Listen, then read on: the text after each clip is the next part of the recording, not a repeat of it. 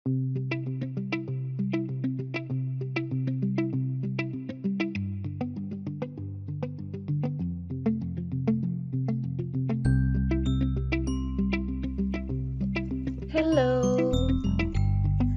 hai, assalamualaikum warahmatullahi wabarakatuh.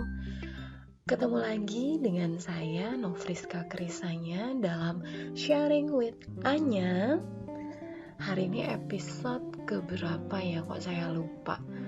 Tapi hari ini kita masih ngomongin tentang marketing ya, dunia yang saat ini sedang saya dalami dan cukup menarik gitu ya, karena actually sebenarnya saya pekerjaan awalnya itu adalah di dunia human capital, HR, kemudian saya menempuh pendidikan lebih lanjut itu ke marketing, dan I see something new gitu ya, yang nggak pernah saya bayangkan sebelumnya.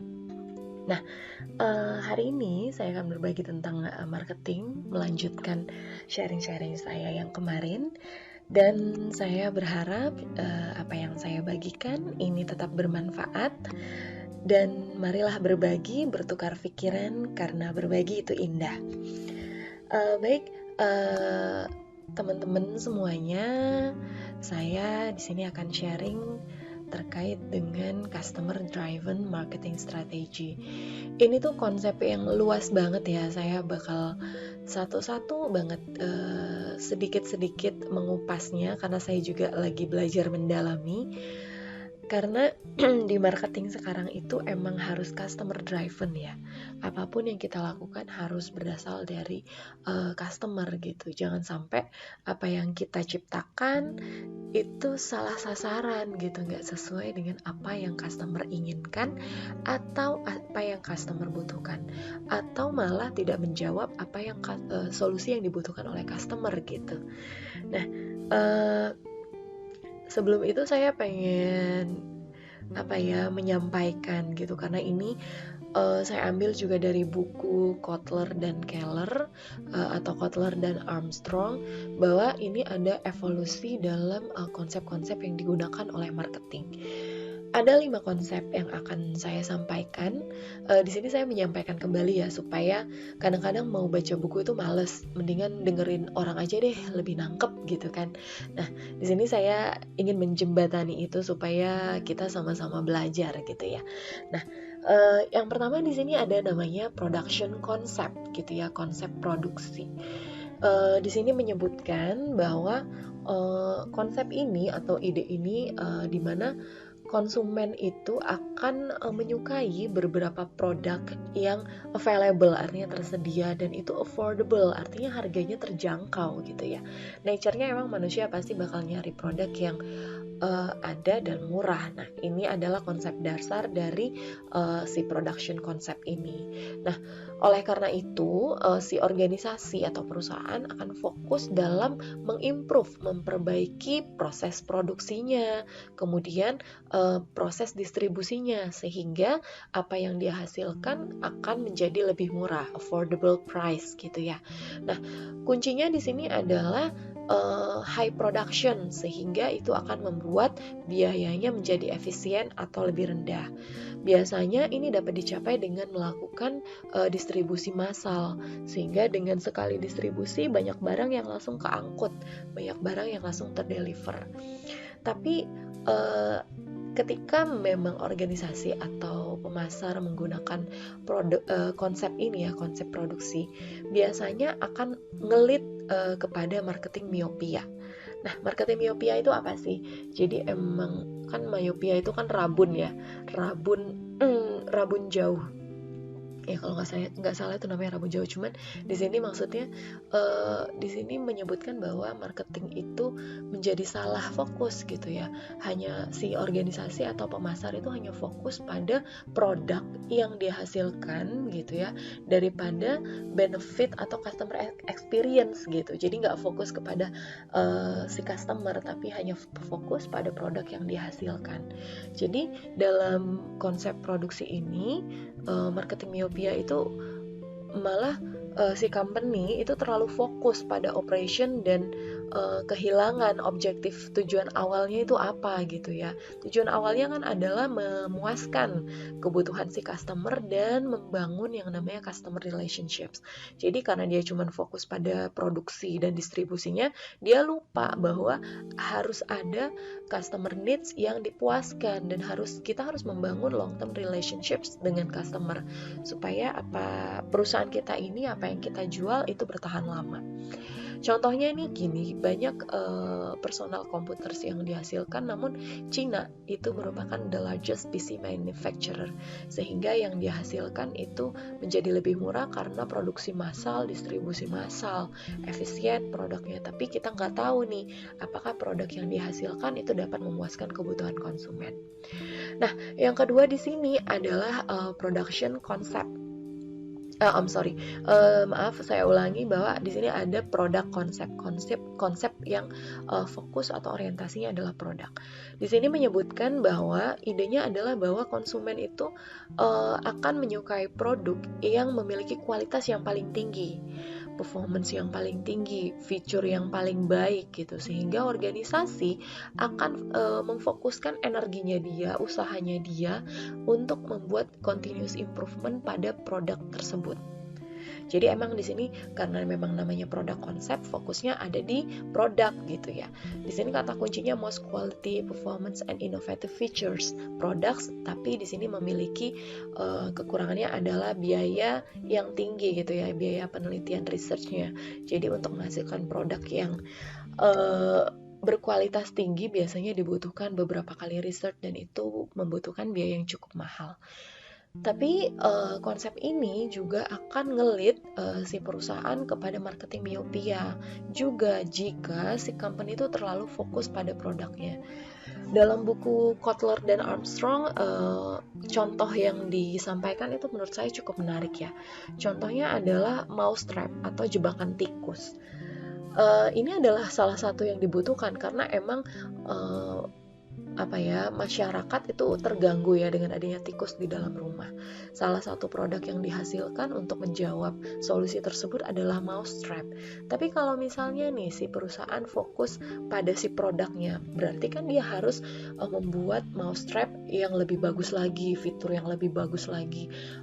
Seperti apa? Padahal mungkin untuk menjawab solusi nih supaya nggak ada tikus lagi di rumah itu banyak opsi. Misalnya chemistry spray atau spray kimia yang untuk menghilangkan tikus, atau mungkin ada jasa layanan pembersih tikus, atau mungkin kayak kucing yang dipelihara atau kucing yang spesial untuk menangkap tikus, atau mungkin opsi-opsi lainnya yang dapat menjawab kebutuhan masyarakat, yaitu bagaimana supaya nggak ada tikus di rumah.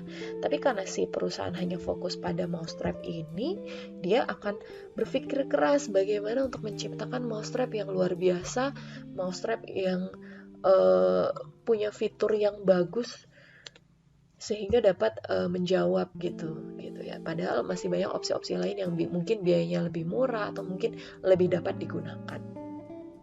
Nah, kemudian yang ketiga di sini adalah selling concept gitu ya. Di sini memang sesuai namanya dia fokus pada menjual produk gitu ya. Dia benar-benar fokus pada jualannya gitu. Menggunakan di sini kata kunci adalah hard selling. Dalam prakteknya ini digunakan untuk produk-produk yang tidak dicari gitu ya. Orang-orang secara normal tidak membutuhkan produk ini ya untuk ini tertentu, kondisi tertentu gitu. Seperti misalnya asuransi. Asuransi itu bukan makanan dan minuman yang merupakan kebutuhan dasar gitu ya, tapi bagi beberapa orang ini sudah menjadi kebutuhan awal gitu. Tapi secara kita ambil generalisasi bahwa asuransi ini bukan produk yang dasar yang harus dibutuhkan, sehingga dalam menjualnya itu butuh yang namanya hard selling gitu. Karena nggak dicari, si perusahaan harus terus-menerus menjumpai si customer untuk menawarkan produknya gitu kan. Ini menunjukkan konsep inside out perspektif. Jadi si perusahaan fokus pada perspektifnya dia gitu untuk menjual si produk ini. Berbeda dengan marketing konsep ini mengambil outside in perspektif gitu ya, mengambil perspektif dari luar untuk dia adopsi ke dalam bagaimana apa yang diinginkan atau dibutuhkan customer, dia bangun, dia bikin produk atau jasa yang dibutuhkan, sehingga kata kuncinya di sini adalah the right products for the customers gitu ya. Jadi produk yang dihasilkan itu tepat sesuai dengan kebutuhan dan keinginan customer. Contohnya itu seperti misalnya Dell ya. Dell itu punya salah satu produk atau layanannya dia itu untuk customize PC untuk masing-masing orang. Jadi untuk orang yang suka gaming pasti beda nih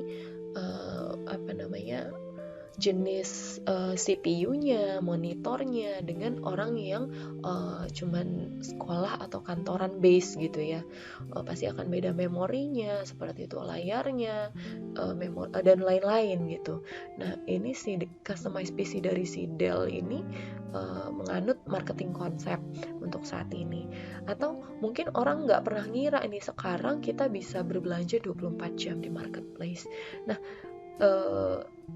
si company udah memikirkan hal tersebut sehingga sekarang udah dengan adanya internet ini sudah bisa terwujud. Nah, di sini saya mengambil bagian perbedaan antara selling konsep dan marketing konsep ya. Kalau selling konsep itu memang starting point-nya adalah factory, pabrik. Makanya tadi inside out. Jadi memang fokusnya di inside. Terus berbeda dengan marketing konsep bahwa starting point-nya adalah market, pasar gitu ya, pasar, sehingga di sini adalah outside in perspektif, dan fokus di selling itu pada produknya, produk saat ini, sedangkan di marketing itu fokusnya pada customer needs. Maka di selling konsep ini dengan fokus pada produk, dia akan berarti menjual dan mempromosikan produknya dia gitu kan, sehingga akan menghasilkan profit tapi melalui jumlah penjualan yang sangat tinggi gitu, profitnya diperoleh dari sana.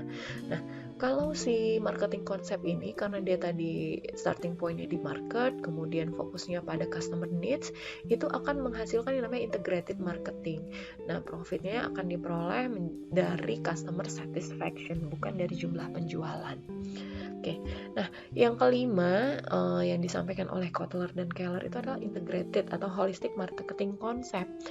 Di sini sudah lebih maju ya, artinya holistic ini udah mencakup keseluruhan konsep marketing yang digunakan, mulai dari internal yaitu si organisasi ya, departemennya, kemudian para pelaku yang ada di perusahaan, kemudian di integrated ini bagaimana atas produk atau jasa yang dihasilkan internal itu dikomunikasikan dengan baik, channelnya seperti apa, harganya seperti apa, itu sudah dirumuskan.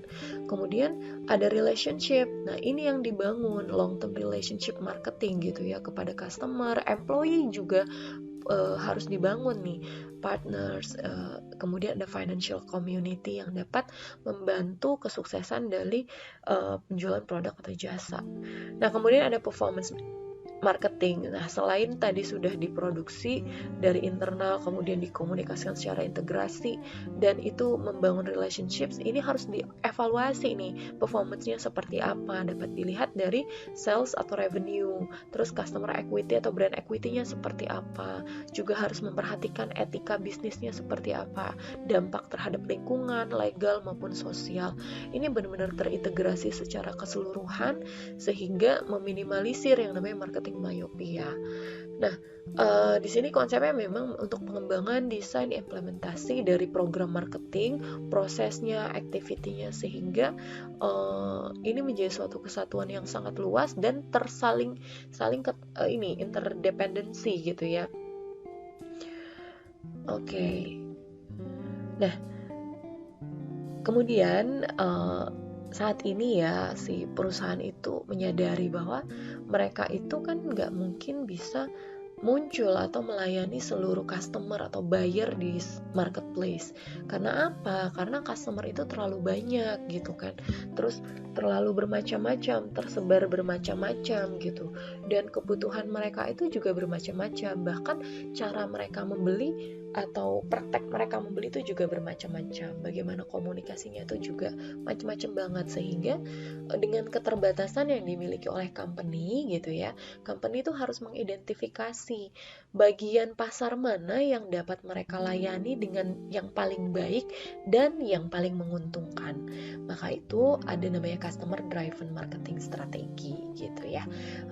Jadi konsep marketing yang tadi itu bisa digunakan, namun si customer harus realize gitu ya, bahwa gak semua segmen dapat dia layanin. Jadi dia harus pilih nih gitu ya, sebelum nanti mungkin bisa saja pada akhirnya si perusahaan itu dapat melayani seluruh pembeli. Tapi untuk saat ini too many customer, too many needs, too many buying practices gitu ya, sehingga kita harus memilih dulu, si perusahaan harus memilih mana yang paling baik yang untuk dia layani dan paling menguntungkan. Ada namanya customer driven marketing strategies. Ya, ini saya ambil dari buku Kotler dan Armstrong 2018, bagaimana mendesain customer driven marketing strategy. Nah, di bagian yang paling kiri ini adalah cara untuk memilih customer untuk dilayani dengan melakukan segmentasi dan targeting gitu ya. Nah, divide the total market into smaller segment, dan segmen ini dipilih kembali segmen mana yang paling menguntungkan untuk dimasuki. Nah, yang sebelah kanan nih, untuk menciptakan value untuk target customer, ada bagaimana kita untuk memutuskan menciptakan yang namanya value proposition, proposisi nilai gitu ya, dengan melakukan diferensiasi, yaitu membedakan apa yang kita tawarkan untuk menciptakan value yang paling superior bagi si customer. Kemudian kita juga akan melakukan positioning, di mana kita memposisikan brand atau perusahaan kita itu dalam benak customer, sehingga kalau misal si customer mau beli produk pasta gigi, oh ya dia langsung kepikiran nih menggunakan brandnya kita, produknya kita. Kurang lebih seperti itu ya. Ini benar-benar dasar banget. Nextnya kita akan bahas segmenting, targeting, differentiation, and positioning ini di episode selanjutnya. Baik, terima kasih udah menyaksikan apa yang saya bagikan hari ini, sharing with Anya episode ke 1, 2, 3, 4 ya kali ya. Semoga ini bermanfaat, and still good marketing is no accident. We still learn, and we'll learn selama kita hidup ya. Oke. Saya masih menunggu untuk kita bisa berdiskusi bareng. So, jika kamu merasa ini bermanfaat, dan saya tunggu diskusi barengnya dengan meninggalkan komen, kemudian like dan subscribe di bawah. Sampai ketemu di episode selanjutnya dengan sharing with Anya. Terima kasih. Wassalamualaikum warahmatullahi wabarakatuh. Bye.